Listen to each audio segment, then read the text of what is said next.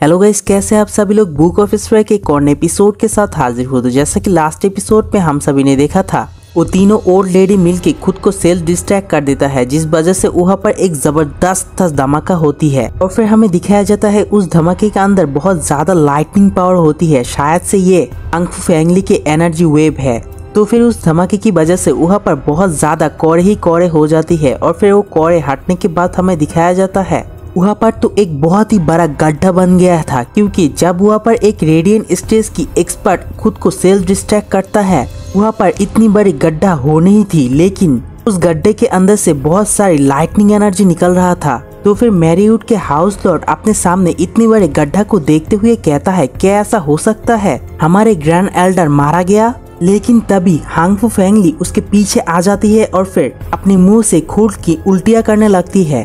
तो फिर हांगफू फैंगली को वहाँ पर देख के सभी लोग उसके पास आता है और फिर कहता है, ग्रेट एल्डर, आप तो बहुत ज्यादा अमेजिंग है। आप तो 3 रेजियन स्टेट के मास्टर की सेल्फ डिस्ट्रैक्शन से भी बच सकते हैं, और इस धरती पर शायद से आप ही अकेला बंदा है जो कि ऐसा कर सकते हैं। तो फिर हांगफू फैंगली उन सभी लोगों से कहता है क्यों उन लोगों ने इतनी ज्यादा घटिया टेक्निक का इस्तेमाल किया। तो फिर मैरीवुड के हाउस लॉर्ड हंसते हुए कहता है, कहने की जरूरत नहीं है, लोग जानते थे वो लोग तुमको हरा नहीं सकते, इसीलिए वो स्वाभाविक रूप से खुद को सेल्फ डिस्ट्रैक्ट करना ही बेहतर समझा। हालांकि उन लोगों ने कल्पना भी नहीं किए होंगे कि तो भी आप बच जाएंगे, लोग तो खामखा ही मर गए, मूर्ख कहीं के।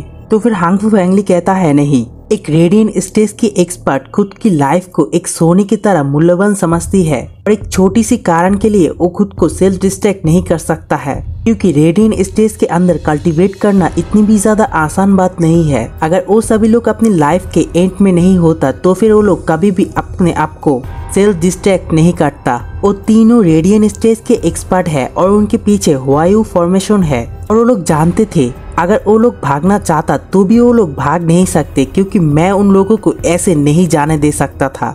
तो फिर मैरीवुड के हाउस लॉर्ड कहता है, शायद से वो लोग बहुत ज्यादा मजबूत थे। तो फिर हांगफू फैंगली कहता है, इसके लिए उन लोगों को न केवल मजबूत होना पड़ता है, इसके अलावा बहुत ज्यादा हिंसक भी होना पड़ता है। और फिर वहाँ से जाते हुए कहता है, डफ्टिंग फ्लावर, इसके के अंदर औरतें ही सब कुछ है, औरतें ही सब कुछ करता है। वास्तव में ये तियानु को हजारों वर्षों तक कायम रख सकती है, और ये फाइट का वास्तव में कोई भी मतलब नहीं है। तो फिर मास्टर लीफुंग कहता है, हाई वेनरेबल, क्या हम लोग उनके ऊपर हमला नहीं करेंगे। तो फिर हांगफू फैंगली कहता है, निस्संदेह ये सब कुछ एक बकवास है, लेकिन ये तुम लोगों का काम है, इसीलिए तुम लोग डफ्टिंग फ्लावर से खुद ही निकल लो, क्योंकि मैं बहुत ज्यादा जख्मी हो चुका हूँ, इसीलिए मैं यहाँ से जा रहा हूँ ताकि खुद को पहले जैसा कर सकूँ। लेकिन एक बात का याद रखना, डफ्टिंग फ्लावर के अंदर औरतें के साथ खिलवाड़ करना इतनी भी ज्यादा आसान नहीं है, इसीलिए खुद की ध्यान रखना। ये कह के वहाँ से चले जाती है।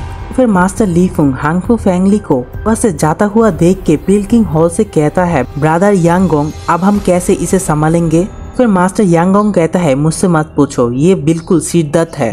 तो फिर वो लोग मिलके हेजू टावर के ऊपर बहुत सारी हमला करती है, लेकिन वो सभी अटैक एक प्रोटेक्टिव एरे के साथ टकरा कर डिस्ट्रॉय हो जाती है। और दूसरी तरफ हमें चू वेजुन को दिखाया जाता है, जो कि 7 क्लाउड पॉइजन की वजह से बहुत ज्यादा जख्मी था।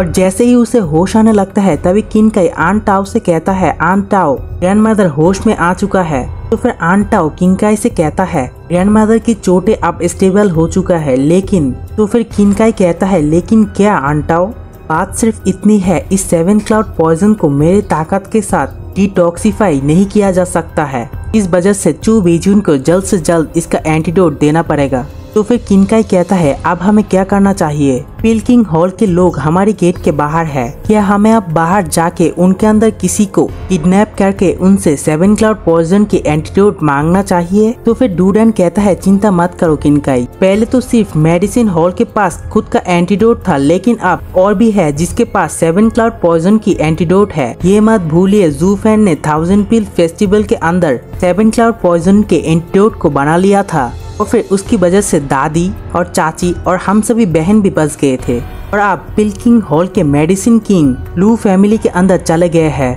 लू फैमिली हमारा सहयोगी है, इसीलिए वो लोग हमारे लिए इसका एंटीडोट तो दे ही सकते हैं। फिर आन टाओ कहता है, ये बिल्कुल सही है, जब तक हम लोग उनके साथ है तब तक ग्रैंडमदर की चोटें बिल्कुल भी कोई समस्या नहीं होगी। तो फिर मास्टर किंकाई कहता है, लेकिन उस आदमी ने हमारा खजाना लूट लिया है, क्या हम अब भी उनके ऊपर भरोसा कर सकते हैं। तो फिर चू बीजुन वहाँ से थोड़ा सा उठते हुए कहता है जबकि हमारा खजाना लूट लिया गया है तो फिर यही सही मौका है उनसे हमारे खजाना को फिर से वापस लाने की कोशिश करना।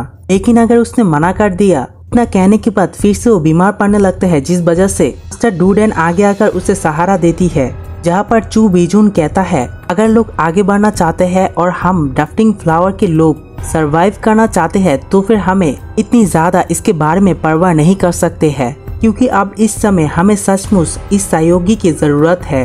अगर हम सभी लोग मर जाते हैं और हमारा फैमिली डिस्ट्रॉय हो जाती है तो फिर वो खजाने को वापस पाकर क्या फायदा जिसने हमारे फैमिली को खड़ा किया था। तो फिर ये सारी बात सुनकर आंटाओ और किनकाई थोड़ा सा सोचने लगता है। फिर किनकाई कहता है आपका क्या मतलब है, इस बार क्या हमें लू फैमिली के ऊपर निर्भर रहना पड़ेगा। तो फिर चू बीजुन कहता है हाँ, जू फैन ने उस समय हमसे और फैमिली के हेड से वादा किया था, जब वो मुसीबत में थे तब हम लोग उसके साथ दिया था, और अब जब वो एक पार्टी के हेड बन चुका है तो फिर वो स्वाभाविक रूप से हमारा समर्थक बनना चाहते हैं। वैसे भी ये चीज पहले ही रिपे किया गया है, इसीलिए तुम लोग ज्यादा चिंता मत करो। तो फिर थोड़ा सा मुस्कुराने लगता है। किनकाई तुम्हारा स्वभाव बहुत ज्यादा खराब है, लेकिन तुम बहुत ज्यादा ईमानदार हो। आप एक काइंड हार्ट के पर्सन है, लेकिन आप फ्लावर रेन टावर की लॉर्ड होने के लायक नहीं है।